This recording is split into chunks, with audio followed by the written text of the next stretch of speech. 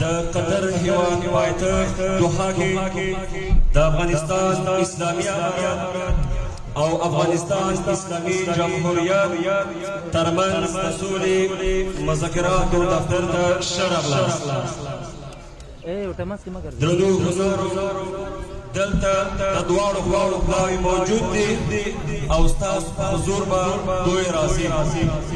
نو اول د هر څه نه مخکې د افغانستان اسلامي جمهوریت اسلامي امارات پلاوي ته په ډېر درنښت بلنه ورکوو چې دوی د مذاکراتو میز ته راشي. ستاسې د استقبال او چرچل سره د افغانستان اسلامي امارات پلاوي محترم بشر ملا عبدالعلي برادر او ورسره نور ملګري راځي. تاسې ورته چرچل کوئ.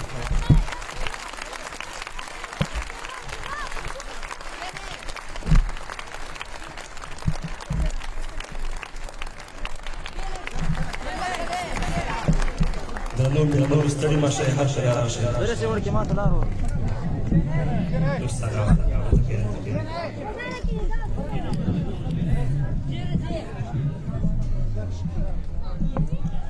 د افغانستان اسلامي امارات پلاوي ته راغلاست وړي، هر کله راشئ، ستړي مه شئ.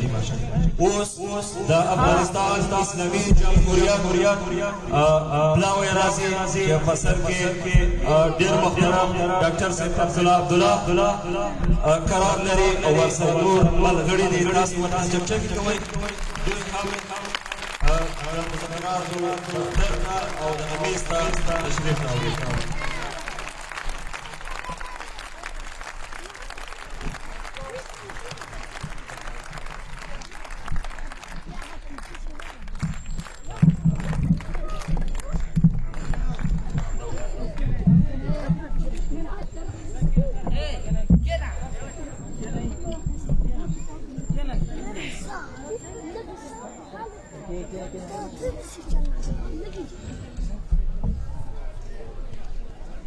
د افغانستان اسلامي جمهوریت پلاوي ته راغلاست وړي، ستړي مه شئ.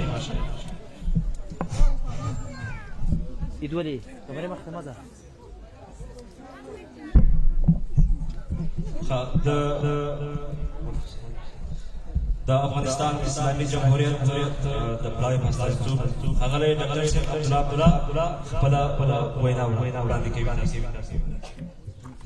نحمده ونصلي على رسوله الكريم أما بعد فأعوذ بالله من الشيطان الرجيم بسم الله الرحمن الرحيم.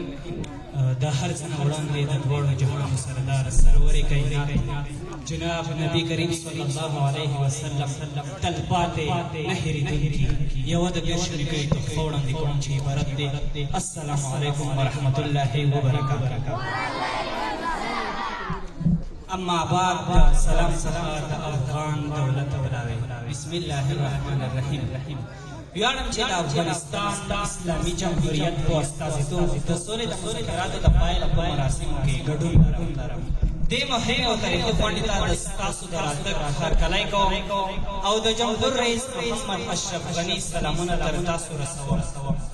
دعا کوم چې د افغانستان اسلامي جمهوریت او طالبانو ترمنځ مذاکرات د خدای تعالی کامیابۍ ته ورسوي، ځکه چې دا د ټول ملت هیله ده د سولې د تامین په لاره کې د قطر د هېواد څخه مننه کوم چې په خاص ډول د نننۍ ناستې د جوړېدو او د سولې د مذاکراتو د لومړي پړاو قربت له امله د طالبانو له تفریق څخه هم د زړه له کومې مننه کوم چې سولې ته د رسېدو لپاره یې زموږ د ستر ملت غږ ته مثبت ځواب ورکړی او د افغانستان اسلامي جمهوریت سره د سولې مذاکراتو ته چمتو شول. په اطمینان سره زه ویلی شم چې زموږ ګران هېواد تاریخ به له نن ورځې څخه د جنګ د خاتمې او د خلکو د درد پای ته رسېدو هرکلی وکړي. ګرانو حاضرینو، قدرمنو مېلمنو، موږ د اسلام مبارک دین د احکامو پر بنسټ او د خپل سرلوړي ملت د آزادې ادارې برخلیک غوښتنو سره سم د باعزت او تلپاتې سولې د ټینګښت لپاره په میدان دی. هېواد ته راغلي یو موږ د تلپاتې او سرپرستۍ سولې د ټینګښت په موخه د طالبانو له تحریک سره د صادقانه مذاکراتو په هدف په پاک نیت راغلي. موږ یعنې د افغانستان اسلامي جمهوریت او د طالبانو تحریک د الله تعالی په وړاندې مسؤل یو چې د سولې د مذاکراتو له لارې افغان روښانه ودرېږو او تلپاتې او باعزته سولې لپاره لاس وکاږو. زموږ ملت د تاریخ په اوږدو کې دا ثابته کړه چې ازاده اداره لري. درنو حاضرینو او د طالبانو د تحریک استازو، د افغانستان اسلامي جمهوري دولت د سولې لپاره تعهد خپل دیني مسؤلیت ګڼلی دی. په تېرو څو کالونو کې مو د سولې لپاره پراخه هڅې کړې دي. د سولې مشورتي لویې جرګې عیارول د ملي او سیمه اجماع لپاره هڅې کړې شوې.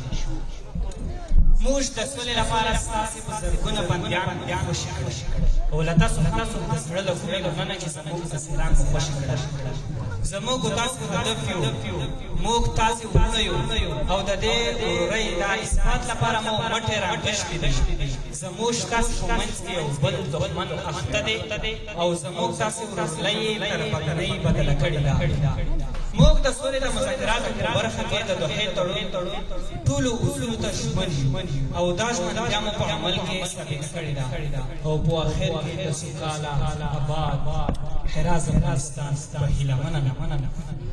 ډېره زیاته مننه افغانستان اسلامي جمهوریت د پلاوي درود مشر ډاکټر صبغت الله الله څخه اوس د افغانستان د اسلامي امارت مشر ملا صاحب عبدالغني برادر خپله وینا بسم الله الرحمن الرحيم. الحمد لله وكفى والصلاة على رسول الله. أما بعد، قال الله تعالى: يا أيها الذين آمنوا أطيعوا الله وأطيعوا الرسول أولي الأمر منكم فإن تنازعتم في شيء فردوا إلى الله والرسول إن كنتم تؤمنون بالله واليوم الآخر ذلك خير وأحسن تأويلا. صدق الله العظيم. السلام علیکم ورحمت الله وبرکاتو. لومړی د مجلس ټولو حاضرینو ته ښه راغلاست وایم. د روسیې د فدراسیون چارواکو څخه مننه کوم چې د افغانستان د محضلې د حل او فصل په اړه هلې ځلې کوي او د دې ناستې او کنفرانس زمینه یې برابره کړې ده تر څو د حل په اړه یې غور او بحثونه وشي. همدارنګه د نورو دولتونو او جهتونو څخه هم مننه کوم چې په دې اړه یې هلې ځلې کړې دي.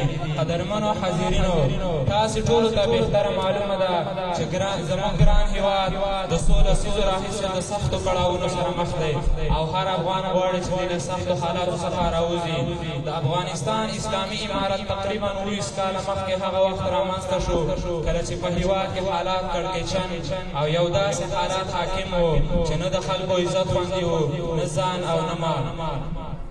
هیواد عملا د تجزیه سره مخ و.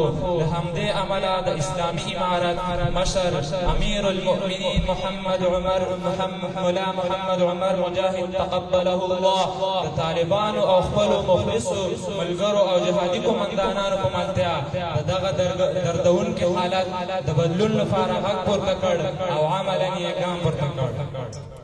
په کمه موده کې د هېواد په ډېرو ولایتونو کې د طالبان په ملتیا وضعیت عادي او نورمال کړ. خلکو د آرام ساه واخیسته، که څه هم د نامساعدو شرایطو او حالاتو سره به څه ستونزې وي، خو بیا هم اسلامي امارت ځینې داسې ځانګړتیاوې درلودلې چې ټوله نړۍ اعتراف پرې کوي، لکه د هېواد د تجزیې څخه ساتل، د اداري او اخلاقي فساد له منځه وړل، ډاډمن امنیت، د خلکو د سر او مال حفاظت او مخدره توکو په وړاندې مؤثره مبارزه یادولی شو. د دې پر ځای چې د نړیوالې ټولنې د افغان دولت سره مرسته او همکاري کړې وای، د ستونزو د هواري کې د کومک او همکاري لاس راوړاندې کړی وای تر څو هېواد د امن، سوکالۍ او پرمختګ په لور روان شوی وای، برعکس بندیزونه یې ولګول. کله چې د ډسمبر په 11مه نېټه پیښه رامنځته شوه، د امریکا متحده ایالاتو د ګواښونو لړۍ پیل شوه. اسلامي امارت هماغه وخت د ستونزو د هواري وړاندیز وکړ، مګر چا نه اورېد تر دې چې د امریکا متحده ایالاتو او ملګرو یې پر افغان مظلوم ولس یرغلونه وکړل. اسلامي امارت په ګران هېواد کې د تلپاتې سولې د راتلو په هیله دی او د اشغال څخه یې خلاصون هدف دی او دوی نه غواړي چې په هېواد کې پردي یرغلګر او امریکایي ځواکونه نور پاتې شي. موږ سره ورونه یو او د دې ورورۍ قائم او دایم ساتل او اثبات غواړو. موږ د دوحې د تړون ټولو اصولو او قواعدو ته ژمن یو او د مقابل اړخه مو همدا هیله ده د باعزته افغانستان او باعزته سولې په هیله خپلو خبرو ته خاتمه ورکوم. ومن الله توفیق. د امارت او جمهوریت غړیو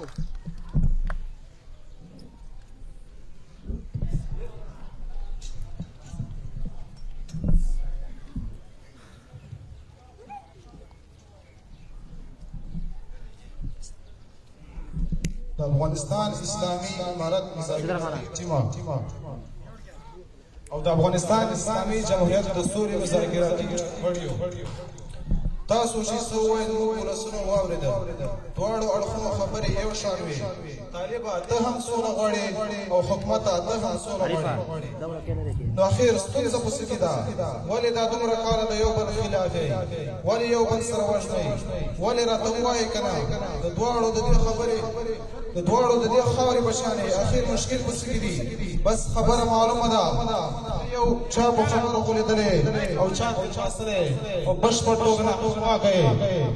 او طالب وروره موږ پوهېږو چې ستاسو نظام نړېدلی، شهیدان مو ورکړي دي، زندانونه مو تېر کړي، تکلیفونه مو ګاللي دي د وطن او د اسلام لپاره. د ځمکې پر سر هر کامل مؤمن پوهېږي چې تاسو په حق یې. لیتور به سره تېر شو او نور به مشکلات په ګډه سره حل کړو او یو بل ومنو د ورورۍ غاړې سره ورکړو.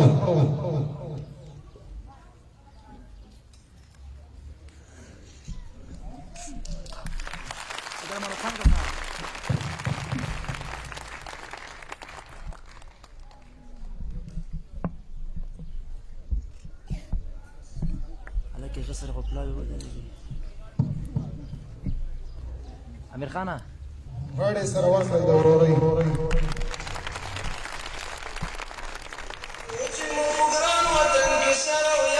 چرچک